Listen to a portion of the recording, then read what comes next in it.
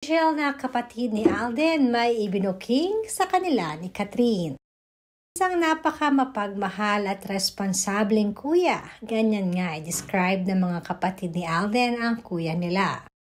Bukod kasi sa sobrang proud ang mga kapatid ni Alden sa kanya dahil sa kagwapuhan nito ay napakabait din kasi ni Alden. Hindi mo lamang maririnig ito sa mga kapamilya ni Alden, ngunit pati na rin sa mga katrabaho niya ay saksi sila sa pagpapatunay kung anong klaseng ugali meron si Alden Richards. Lalo na pagdating sa pamilya niya. Dahil sila muna ang inuuna nito bago ang sarili niya. At in return naman, sabi ni Angel, ay pinagbubutihan na lamang niya ang kanyang pag-aaral. Kapansin-pansin din ang pagiging close ni Angel kay Daddy Bay at madalas silang dalawa ang makikita nating nagbabanding at magkasama.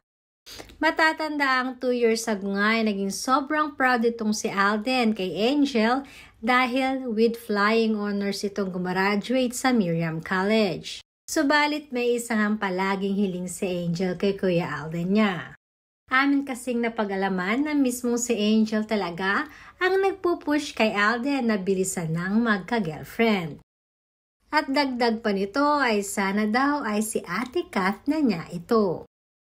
Nakikita di umano nila kung gaano ka-compatible ang dalawa.